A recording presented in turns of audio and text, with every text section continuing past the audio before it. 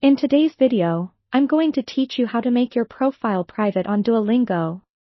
Whether you're looking to maintain a bit of personal space or simply prefer to keep your learning journey to yourself, setting your profile to private is a simple and effective way to accomplish this. Let's walk through the process together. First, you'll want to open the Duolingo app on your device. Make sure you're logged into your account.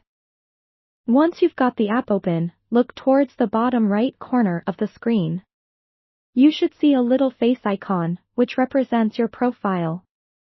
Go ahead and tap on that icon. This will bring you into your profile page, where you can see your learning stats, recent activity, and more. Now that you're in your profile, you should spot a little gear icon, typically located in the top corner of the screen.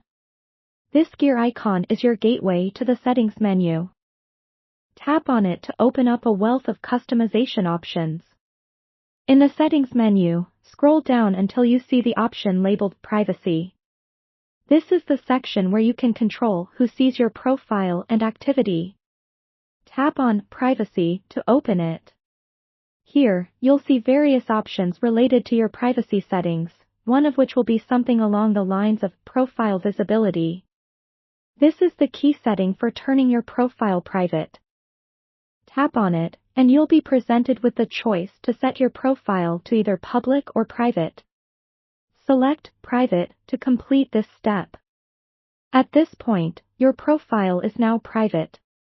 This means that only people you approve, such as friends you've specifically added on Duolingo, will be able to see your progress and activity.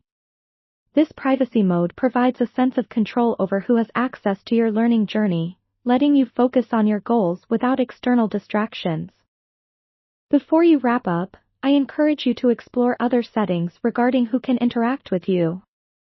Sometimes, even with a private profile, it might be useful to review friend requests or message options just to ensure everything's tailored to your preferences. And remember, if you ever decide to revert your profile back to public, you can follow these same steps and toggle the visibility setting back to public. It's quick and easy, allowing you the flexibility to change your privacy settings whenever it suits you. To sum up, making your profile private on Duolingo is a straightforward process that gives you control over your privacy and helps you curate your learning environment. It's always nice to know that you've set things up just the way you like them. Thanks for joining me today. I hope you found this guide helpful, and I'm excited to see how you use this feature to enhance your learning experience. Until next time, happy learning on Duolingo!